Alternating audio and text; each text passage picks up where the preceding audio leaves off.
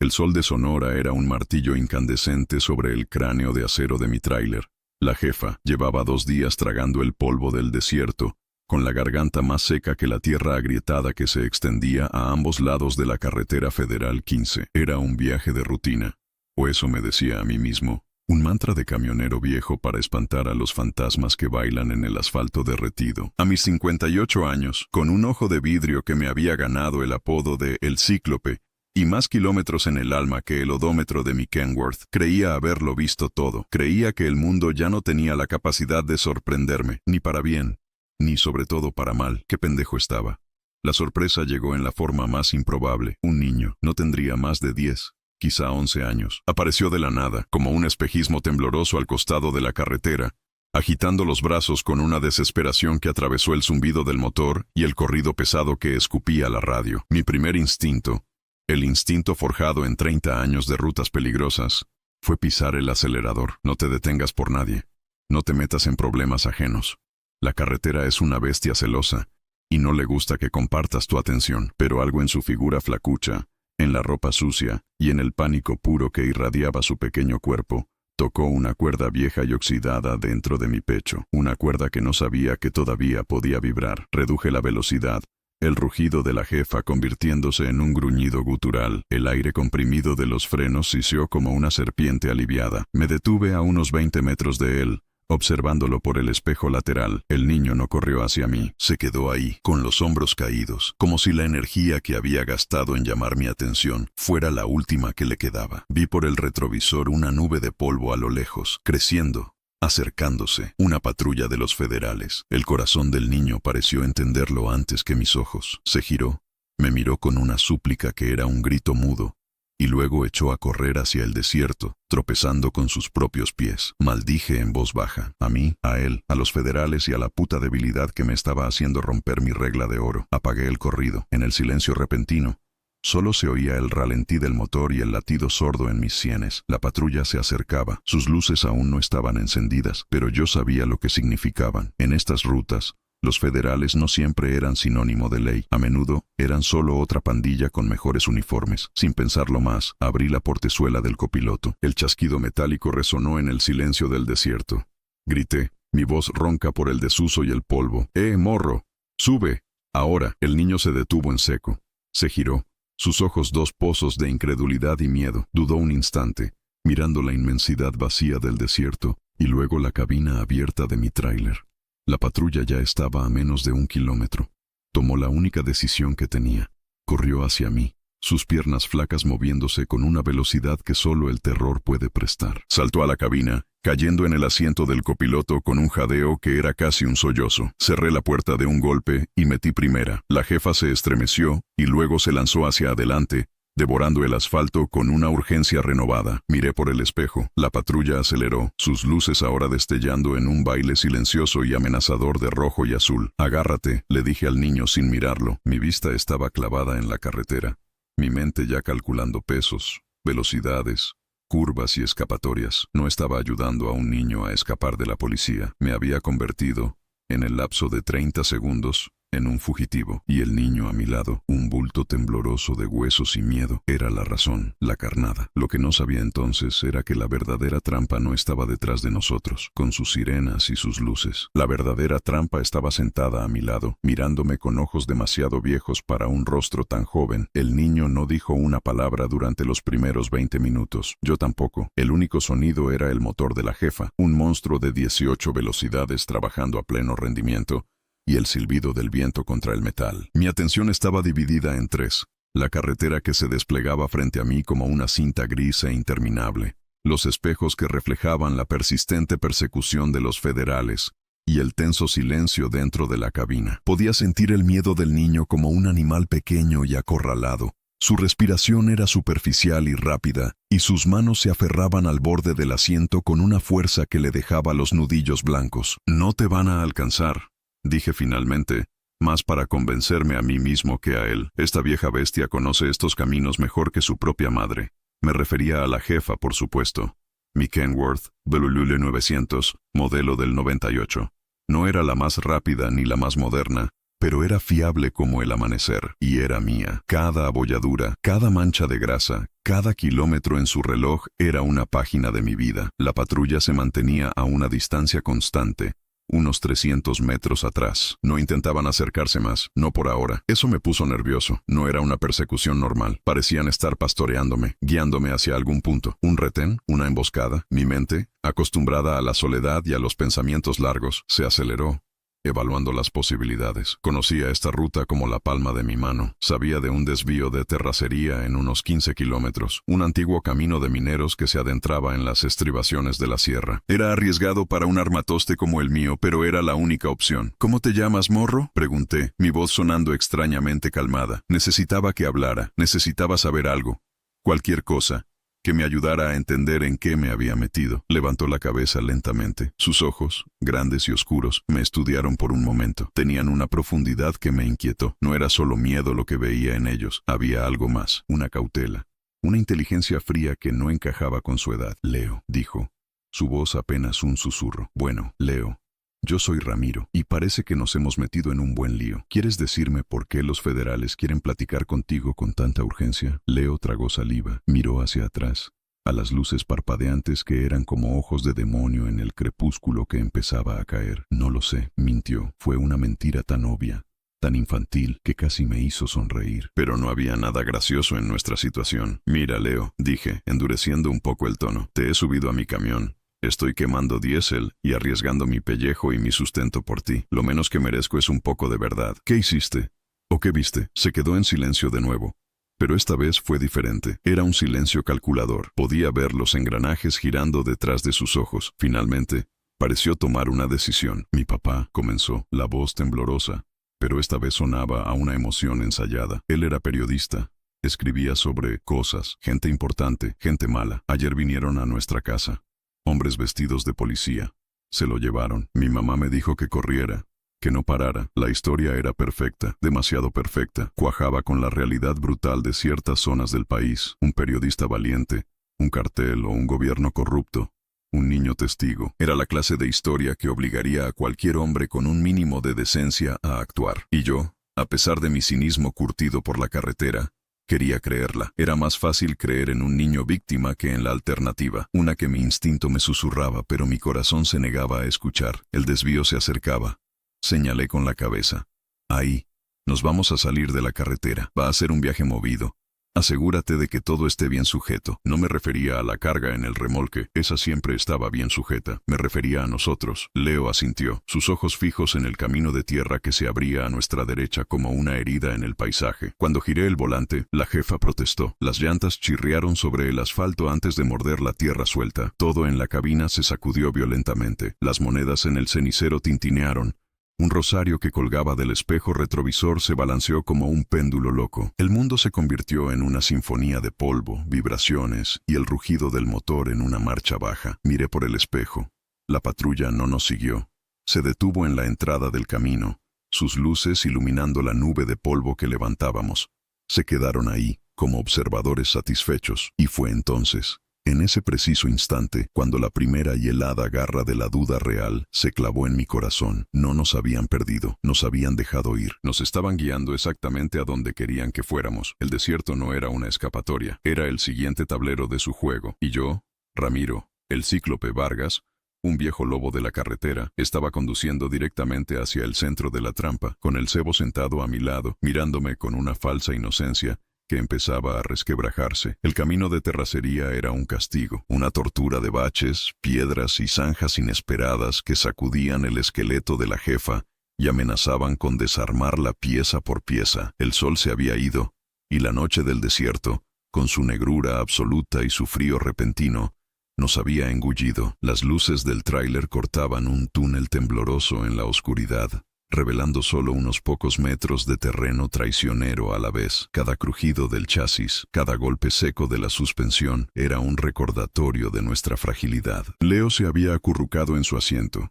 pretendiendo dormir. De vez en cuando, Abría los ojos una rendija, verificando que yo seguía concentrado en el camino. No era el sueño de un niño agotado, era la vigilancia de un centinela. Su historia, la del hijo del periodista, se repetía en mi mente. Tenía sentido en la superficie, pero los detalles no encajaban con la reacción de los federales. Si hubieran querido atrapar al único testigo de un secuestro o asesinato, habrían montado un operativo masivo, no una sola patrulla que nos pastorea hacia la nada. No, esto era otra cosa. Esto era personal, pero... ¿personal para quién? ¿Para el niño?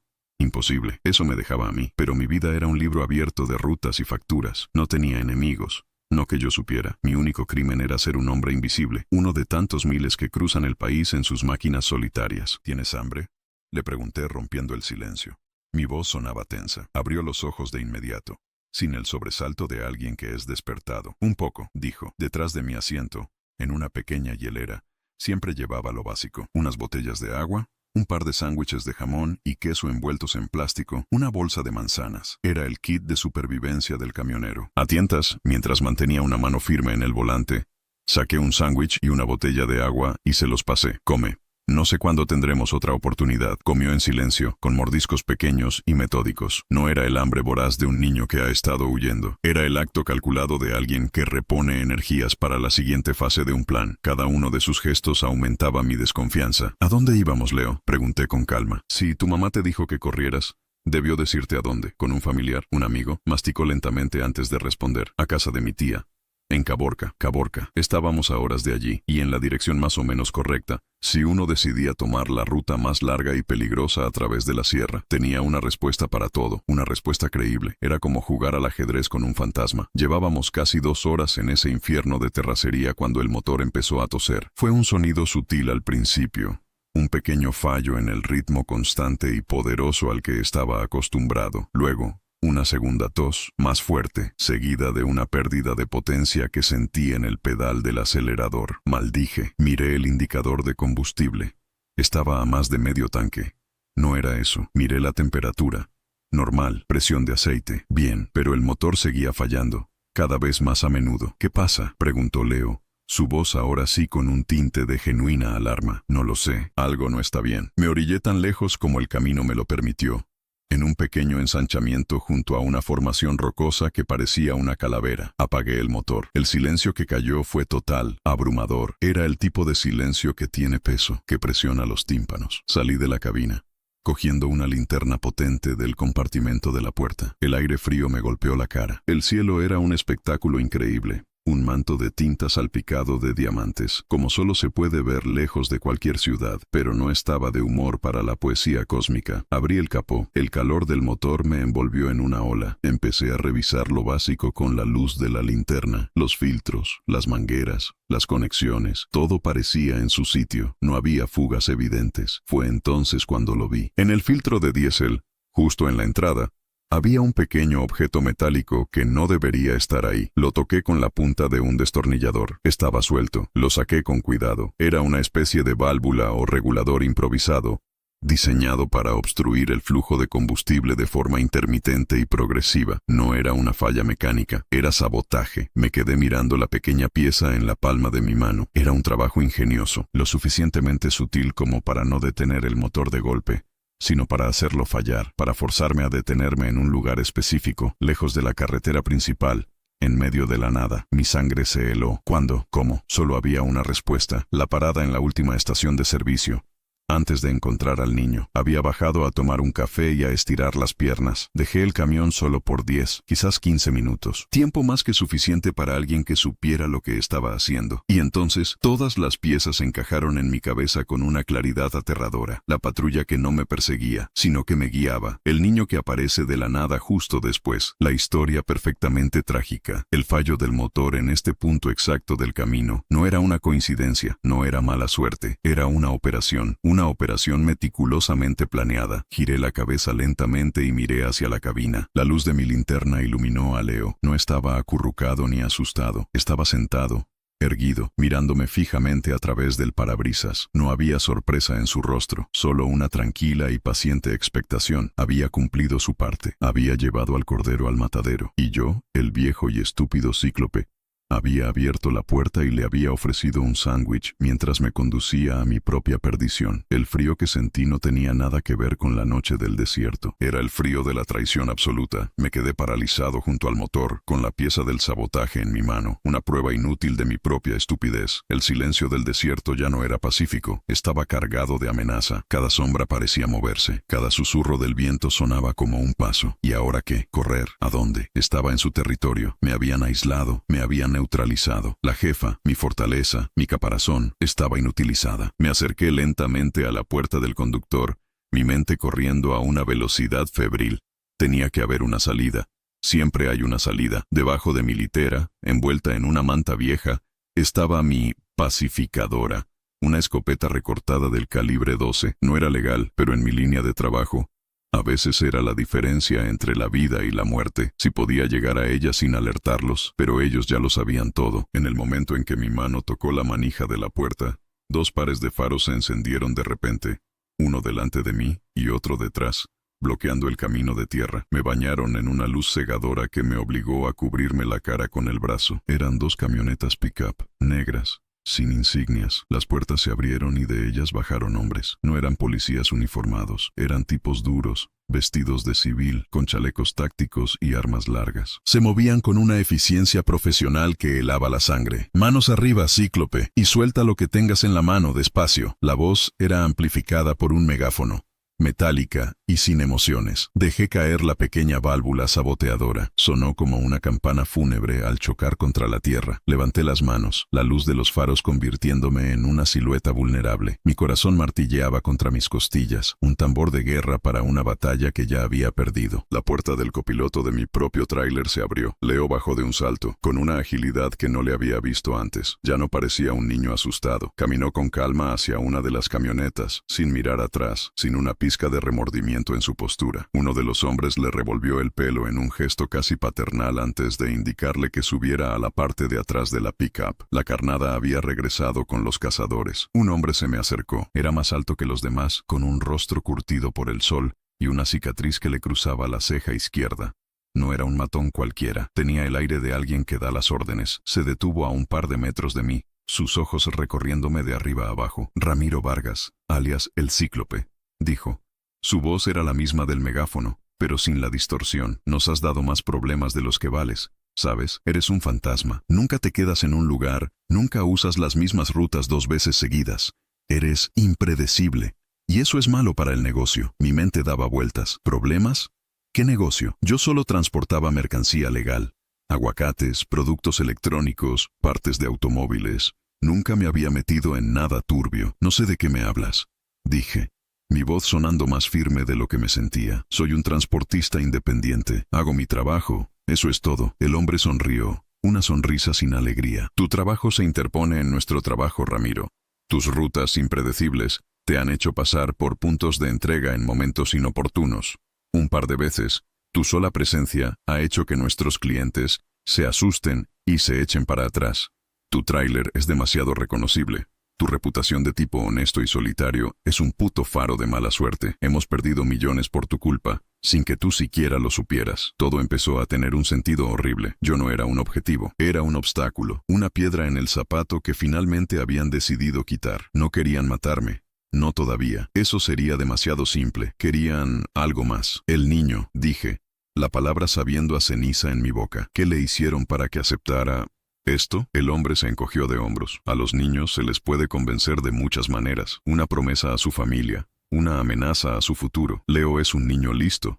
Entendió que cooperar era la opción más inteligente. Hizo un gran trabajo, ¿no crees? Se ganó tu confianza. Te hizo sentir como un héroe. Se rió. Un sonido seco y desagradable. La verdad, Ramiro, es que no hay nada más fácil de manipular que un viejo solitario que se cree un caballero andante. Sus palabras eran puñales, diseñados para desarmarme moralmente antes de desarmarme físicamente, y estaban funcionando. La humillación era casi peor que el miedo. Me habían leído como un libro de primaria. Habían explotado mi soledad, mi código de honor anticuado, mi estúpida necesidad de hacer lo correcto una última vez. ¿Qué quieren de mí?, pregunté, mi voz apenas un susurro. El líder hizo una seña a 2 de sus hombres. Se acercaron. Me agarraron bruscamente de los brazos y me pusieron de rodillas en el polvo. El suelo estaba frío y áspero. Queremos tu cooperación, Ramiro. A partir de ahora, tu imprevisibilidad va a trabajar para nosotros. Tu tráiler, tu reputación, tus rutas, todo será nuestro. Vas a transportar lo que te digamos, cuando te lo digamos y a dónde te lo digamos. Y si te niegas, hizo una pausa, mirando hacia la cabina de mi tráiler. Mi hogar, mi mundo. Bueno, digamos que la jefa es un vehículo muy inflamable, y tú tienes un ojo bueno que sería una pena que perdieras. Me quedé allí arrodillado, el cañón de un rifle presionado contra mi nuca, la luz cegadora de los faros borrando el mundo, el olor a ozono del desierto, el débil aroma a diésel de mi motor muerto, el eco de la risa del hombre. Todo se mezclaba en un cóctel de desesperación. Había caído en la trampa, una trampa construida con la inocencia de un niño y mi propia y patética soledad. La carretera me había dado una vida, y ahora la misma carretera me la estaba quitando, y mientras sentía el frío del acero en mi cuello, solo podía pensar en una cosa: el rostro del niño, Leo, y en la terrible verdad de que los monstruos más peligrosos no son los que gruñen en la oscuridad, sino los que te piden ayuda con lágrimas en los ojos. La noche se alargó en una pesadilla de humillación y frío. Me mantuvieron arrodillado en el polvo durante lo que parecieron horas, mientras sus hombres trabajaban en mi camión. No era una reparación. Era una profanación. Con herramientas especializadas, abrieron compartimentos secretos que yo ni siquiera sabía que existían en el chasis del remolque. Eran profesionales, rápidos y eficientes. Estaban adaptando a la jefa para sus propios fines, convirtiendo mi santuario en su mula de carga. El líder, a quien los demás llamaban Comandante Rivas, se había sentado en el capó de una de sus camionetas, fumando un cigarrillo tras otro, observándome con una diversión cruel. De vez en cuando, me hablaba, su voz cortando el silencio de la noche. Me contó historias de otros camioneros que se habían cruzado en su camino. Algunos habían cooperado, otros se habían retirado. El eufemismo era claro como el agua. Verás, Cíclope, dijo, arrojando una colilla que dibujó un arco naranja en la oscuridad. El mundo ha cambiado. Ya no se trata de llevar aguacates de Michoacán a Tijuana. Se trata de logística, de mover producto de alto valor de un punto A a un punto B sin que nadie se dé cuenta. Y para eso, necesitamos gente como tú, gente invisible, gente con una reputación intachable. Mi reputación está muerta, repliqué con amargura, mi voz ronca. Rivas se rió. Al contrario, está a punto de volverse extremadamente útil. Un viejo lobo de mar como tú, conocido por su honestidad. ¿Quién sospecharía que llevas 100 kilos de cocaína pura escondidos en el doble fondo de tu remolque de productos refrigerados? Eres el disfraz perfecto. La palabra cocaína me golpeó como un puñetazo en el estómago. Toda mi vida me había enorgullecido de ser un hombre derecho. Podía ser un cascarrabias, un solitario, un hombre con los bordes afilados por la vida, pero era honesto. Mi palabra y mi trabajo eran limpios. La idea de convertirme en un narcotransportista era peor que la muerte. Era la aniquilación de todo lo que yo era. Nunca, dije, mirándolo fijamente. Antes me matan. Rivas bajó del capó y se acercó a mí. Se agachó hasta que su cara quedó a centímetros de la mía. Su aliento olía a tabaco rancio y a café. La muerte es un escape fácil, Ramiro. Tenemos formas mucho más creativas de asegurar tu lealtad. Tienes una hermana, ¿verdad? En Guadalajara. Dolores se llama. Trabaja en una panadería. Tiene 2 hijos, un niño y una niña. Sería una lástima que algo le pasara a su pequeño negocio. Un incendio, un accidente. Esas cosas pasan. El mundo se detuvo. Un frío que no tenía nada que ver con la temperatura se extendió desde mi pecho hacia mis extremidades, dejándome paralizado. Dolores, mi hermana pequeña. Hacía meses que no hablaba con ella, siempre ocupado en la carretera, siempre posponiendo la llamada, pero era mi única familia, la única conexión de sangre que me quedaba en este mundo.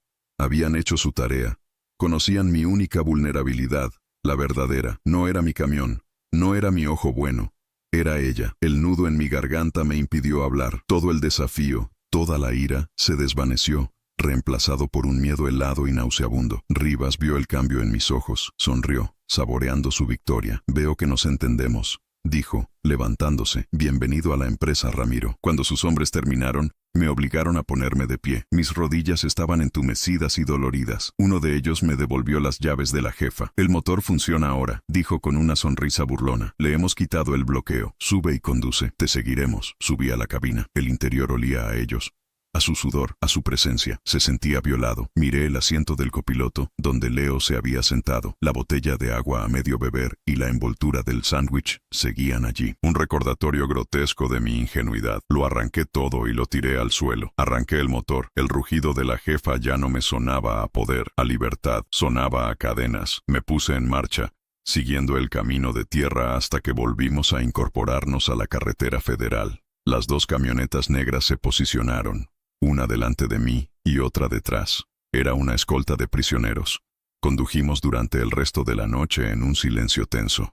Mi mente era un torbellino de pánico y rabia. Pensaba en mi hermana, en mis sobrinos. Pensaba en las décadas de trabajo honesto que se iban a la basura. Pensaba en el niño, Leo. ¿Qué clase de monstruo usa a un niño de esa manera? ¿Y qué clase de mundo convierte a un niño en un monstruo? Me odiaba a mí mismo por haber caído, pero una parte de mí, una parte pequeña y oscura, también odiaba a mi hermana por existir, por ser el arma que usaban contra mí. El pensamiento fue tan vil que me hizo sentir náuseas. Al amanecer, llegamos a una zona industrial en las afueras de una ciudad sin nombre. Me guiaron a un almacén enorme y decrépito. El sol de la mañana, de un naranja pálido y enfermizo, iluminaba el óxido y las ventanas rotas. Dentro, el lugar estaba lleno de actividad. Hombres descargaban cajas de otros camiones.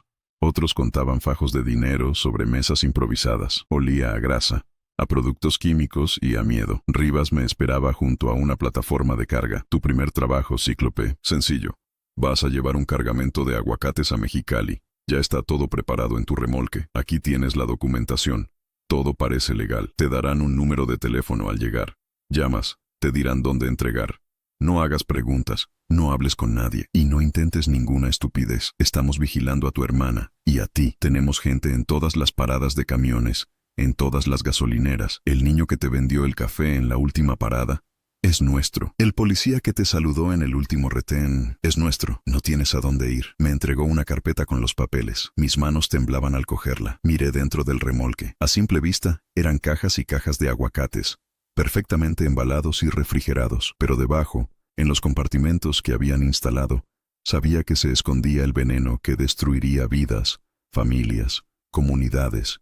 Y yo iba a ser el que lo transportara. Me subí a la cabina, derrotado. Antes de que pudiera cerrar la puerta, Rivas me detuvo. Una cosa más. De su bolsillo sacó un pequeño objeto y me lo arrojó. Lo atrapé por instinto. Era un teléfono móvil barato, de prepago, para que estemos en contacto y para que no te sientas tan solo. Su sonrisa era puro veneno. Salí del almacén y volví a la carretera. El sol ahora brillaba con fuerza, pero para mí, el mundo se había oscurecido para siempre. Me sentía sucio, contaminado. Cada kilómetro que avanzaba, sentía el peso de la carga ilegal detrás de mí, una carga de miseria y muerte. Me había convertido en una parte de la maquinaria que siempre había despreciado. Era un esclavo con un volante en las manos. Durante los 2 días siguientes, conduje como un autómata. El paisaje de México, que antes me había parecido lleno de belleza áspera y de historias, ahora solo me parecía una prisión sin muros. Cada rostro que veía en las paradas, en las fondas, era un enemigo potencial. Cada llamada de un número desconocido me helaba la sangre. Rivas cumplió su palabra. Me llamó varias veces al día.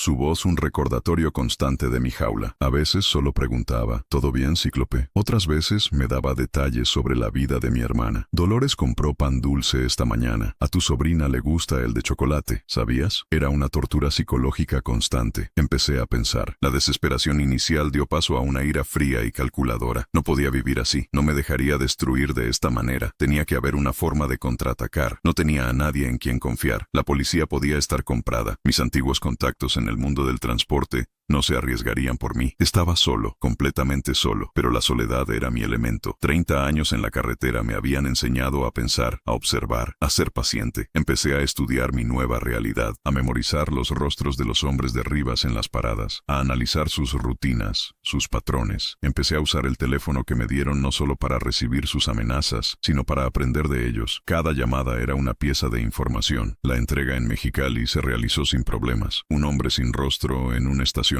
oscuro. Me dio un fajo de billetes y desapareció. El dinero me quemaba en las manos. Lo metí en la guantera, sintiéndome asqueado. Rivas me llamó 1 hora después. Buen trabajo, Cíclope. ¿Ves qué fácil es?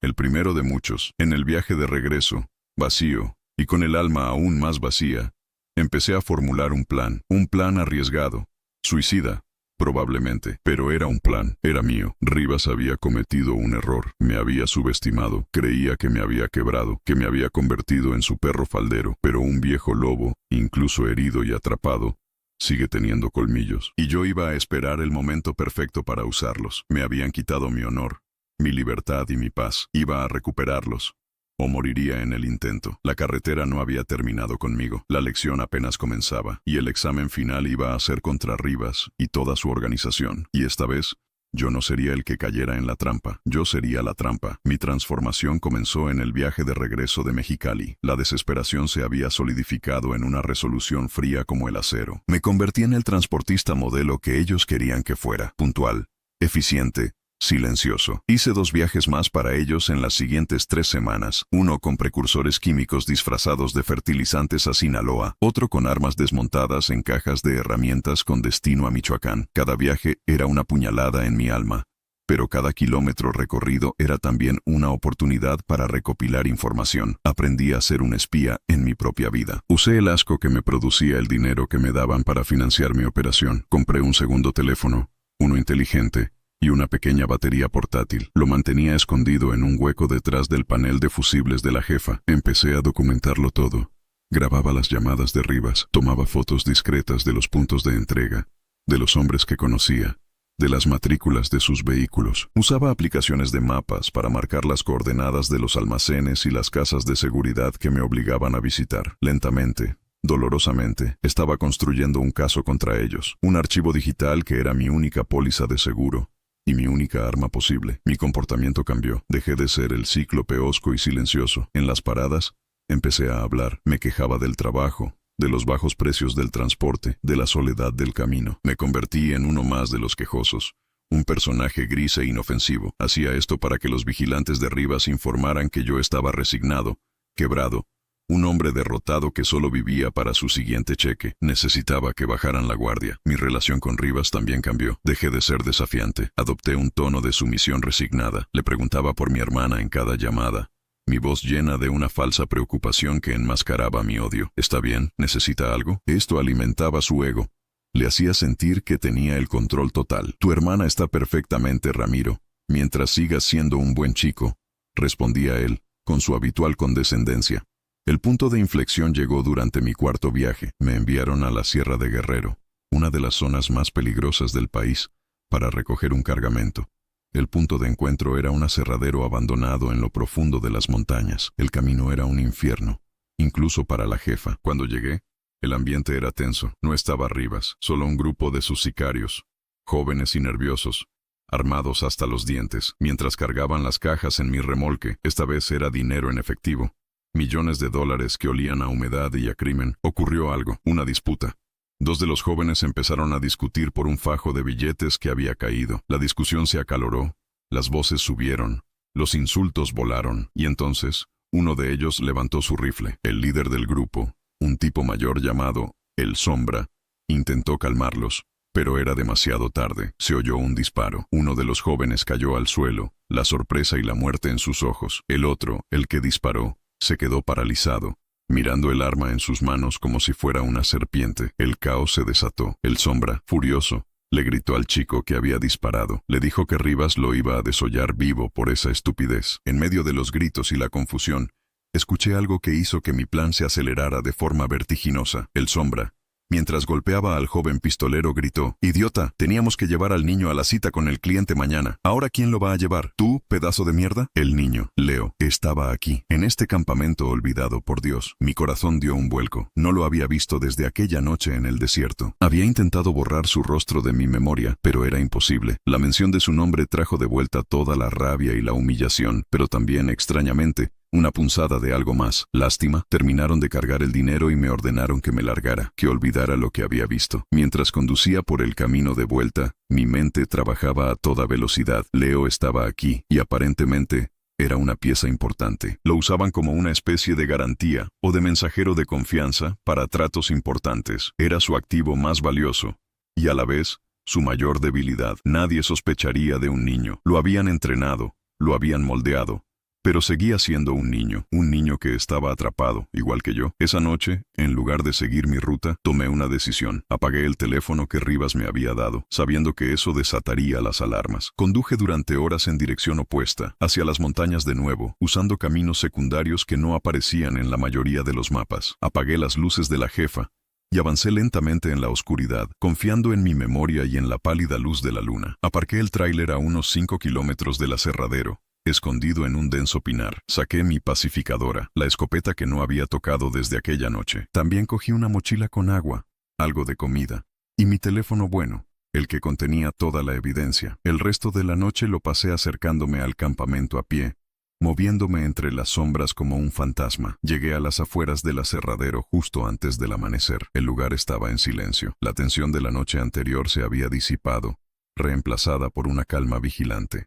Vi a un par de centinelas, pero estaban somnolientos y aburridos. Desde mi escondite entre unos arbustos, observé la distribución del lugar. Vi la cabaña principal donde dormían los hombres, y vi una pequeña choza de madera un poco apartada del resto. Tenía la puerta cerrada con un candado por fuera. Allí era donde debían tenerlo. Esperé. La paciencia es el arma más afilada del camionero. Cuando el sol empezó a pintar el cielo y el campamento comenzó a despertar, vi a El Sombra salir de la cabaña principal y dirigirse a la choza. Abrió el candado y sacó a Leo. Mi primer vistazo al niño en semanas me revolvió el estómago. Estaba más delgado, más pálido. La arrogancia que había mostrado en mi cabina había desaparecido. Ahora solo parecía cansado hasta los huesos. Llevaba la misma ropa sucia, como si fuera un uniforme. El Sombra le dio un trozo de pan y una botella de agua, y le habló en voz baja pero amenazante, probablemente dándole instrucciones para el trabajo de ese día. Ese era mi momento. Mi plan original había sido simplemente recopilar pruebas y entregarlas a alguien, de alguna manera. Pero ver a Leo, ver lo que le habían hecho, lo cambió todo. No podía simplemente enviarlos a la cárcel. Eso no era suficiente, y no podía dejar al niño allí, para que lo siguieran usando hasta que ya no les sirviera y se deshicieran de él. Mi nuevo plan era mucho más arriesgado.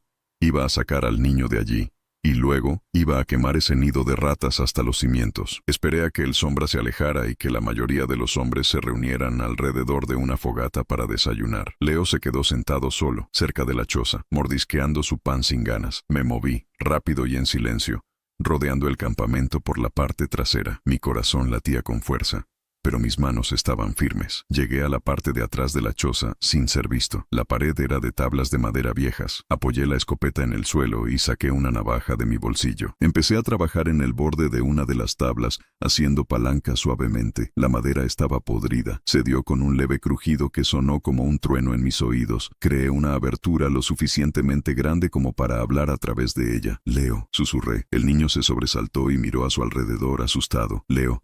«Soy yo, Ramiro». Se giró hacia la choza. Sus ojos se abrieron como platos. Incredulidad, miedo, confusión. Todo pasó por su rostro en un segundo. «Cállate y escucha». «Sí sé, no tengo tiempo.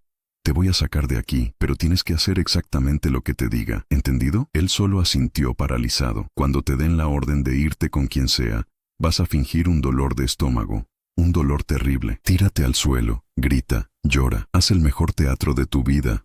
Van a pensar que es por el agua o la comida. Te llevarán a la cabaña principal para ver qué te pasa. Eso me dará tiempo. Yo me encargaré del resto. Cuando oigas el motor de mi tráiler, corres. Corres hacia el sonido y no miras atrás. ¿Me has oído?». Volvió a asentir, sus ojos fijos en la rendija de la que salía mi voz. Vi una chispa en ellos, algo que no había visto antes. No era miedo, no era astucia. Era una pequeña y temblorosa llama de esperanza. Quizás, solo quizás, el niño que me engañó todavía estaba allí, enterrado bajo capas de abuso y entrenamiento. Volví a mi escondite. Ahora solo quedaba esperar y prepararme para la parte más peligrosa, porque sacar al niño era solo el principio. Mi verdadero objetivo era la jefa. La habían convertido en un monstruo, y solo había una forma de purificarla: con fuego. Iba a usar mi propio camión, mi hogar, mi vida, como un arma. Iba a convertirlo en una pira funeraria para ellos, y en una señal para Rivas, una señal de que el viejo cíclope había vuelto del infierno para cobrar sus deudas. La espera fue una eternidad contenida en una hora. El sol subía,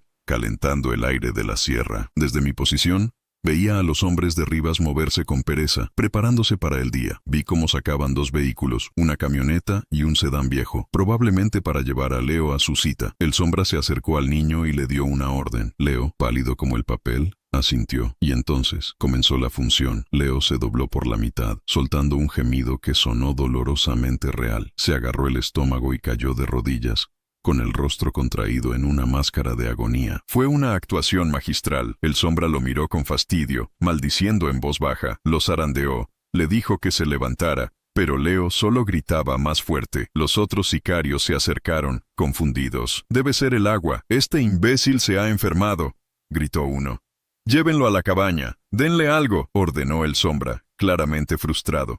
«Rivas nos va a matar si no cumplimos». Dos hombres levantaron a Leo, que se dejaba llevar como un muñeco de trapo, y lo metieron en la cabaña principal, tal y como había previsto. La mayoría de los hombres lo siguieron, curiosos o preocupados, dejando el centro del campamento relativamente despejado. Era mi oportunidad. Me moví rápido, agachado, corriendo desde mi escondite hacia la parte trasera del aserradero, donde estaban los tanques de combustible para la maquinaria. Había visto que estaban viejos y oxidados. Usando una llave inglesa que llevaba en la mochila, golpeé la válvula de uno de los tanques hasta que se rompió, liberando un chorro de diésel que empezó a formar un charco oscuro y pestilente. Luego, con mi navaja, corté un trozo largo de una manguera de lona vieja, la empapé en el combustible y la dejé como una mecha improvisada que se alejaba del tanque. Mi corazón era un tambor desbocado. Cada segundo contaba. Corrí de vuelta hacia mi tráiler, siguiendo la ruta que había memorizado. Llegar a la jefa fue como llegar a casa, aunque supiera que iba a ser nuestro último viaje juntos. Subí a la cabina. El olor familiar del cuero gastado y el café rancio me recibió. Por un instante, sentí una punzada de tristeza abrumadora. Este camión era mi vida. Giré la llave. El motor, reparado por ellos, cobró vida con un rugido que hizo temblar el suelo del bosque. Era la señal. De vuelta en el campamento, el sonido del motor debió de sonar como el juicio final. Oí gritos de sorpresa y alarma. Puse a la jefa en primera y pisé el acelerador a fondo. El tráiler se lanzó hacia adelante, arrancando árboles pequeños y aplastando arbustos como si no fueran nada. Salí del pinar y enfilé directamente hacia el aserradero. A través del parabrisas, vi la escena. Los hombres salían de la cabaña, empuñando sus armas, y vi a Leo. Salió disparado de la puerta como una bala, corriendo desesperadamente en mi dirección. Tal y como le había dicho, no miró atrás. Los sicarios empezaron a disparar. Las balas impactaban contra la parrilla y el parabrisas de la jefa, que se estrelló en una telaraña de cristales rotos. Pero el viejo Kenworth era una bestia de metal. Seguía avanzando. Pasé junto a Leo, gritándole que siguiera corriendo hacia el bosque. Vi que el sombra apuntaba, no a mí, sino al niño. Giré el volante bruscamente. El remolque se balanceó, derribando a dos hombres y obligando a el sombra a saltar para salvarse. Mi objetivo era la cabaña principal, donde sabía que guardaban la mayor parte de su arsenal, y probablemente más dinero. Choqué contra la esquina del edificio con una fuerza brutal. La madera se astilló y se derrumbó. Sin detenerme, seguí adelante, arando a través del campamento, derribando mesas, tiendas improvisadas, creando el mayor caos posible. Mientras tanto, con una mano, saqué un encendedor de mi bolsillo y prendí fuego a un trapo empapado en alcohol que había preparado. Lo arrojé sobre la mecha de diésel que había preparado antes. El fuego prendió al instante. Una serpiente naranja que corrió por el suelo hacia los tanques de combustible. Di un volantazo final, poniendo a la jefa de costado para bloquear la salida principal del campamento. Salté de la cabina en movimiento, cayendo y rodando por el suelo polvoriento. Me levanté y corrí hacia el bosque, sin mirar atrás, mientras el sonido de las balas se mezclaba con el rugido del fuego. Y entonces, la explosión. Fue un sonido que me sacudió hasta los huesos. Una bola de fuego gigantesca se elevó hacia el cielo, consumiendo el aserradero, la cabaña, los vehículos, y esperaba a la mayoría de esos bastardos. La onda expansiva me tiró al suelo. El calor era intenso, incluso a distancia. El campamento de Rivas en la Sierra de Guerrero había dejado de existir. Me adentré en el bosque, cojeando, magullado, pero vivo. Encontré a Leo escondido detrás de unas rocas, temblando de pies a cabeza. Al verme, corrió y, para mi sorpresa, me abrazó. Fue un abrazo torpe, desesperado. No dije nada, solo le di unas palmaditas en la espalda. En sus ojos ya no vi al manipulador. Vi al niño que debió haber sido siempre. Caminamos durante horas, alejándonos del humo negro que manchaba el cielo. Cuando estuvimos a una distancia segura, me detuve. Saqué mi teléfono bueno, el que contenía todo. Esto no ha terminado, le dije, más a mí mismo que a él. Conecté el teléfono, y usando una red Wi-Fi pública que robé desde las afueras de un pequeño pueblo por el que pasamos días después, envié todo: las grabaciones de Rivas, las fotos, las coordenadas, una descripción detallada de su operación y un relato de lo que había sucedido en el aserradero. No lo envié a la policía, lo envié a la competencia de Rivas. En el mundo del narco no hay nada peor que un soplón, pero hay algo que se castiga aún más rápido: la incompetencia y la exposición. Rivas había permitido que un viejo camionero destruyera una de sus bases, se llevara a su activo más preciado y, lo peor de todo, creara un rastro digital de toda su operación. Al enviar esa información a sus rivales, no estaba buscando justicia, estaba firmando la sentencia de muerte de Rivas. Lo estaba enfrentando a un enemigo mucho más implacable que la ley. Dejé a Leo en la puerta de un convento en una ciudad lejana, con el fajo de billetes que me habían dado en Mexicali metido en su mochila. Le dije que contara su historia original, la del hijo del periodista, que estaba solo y asustado. Alguien le ayudaría, las monjas quizás. Era la mejor oportunidad que podía darle. ¿Y tú?, me preguntó, su voz pequeña. ¿A dónde irás? Miré la carretera. Ya no tenía camión,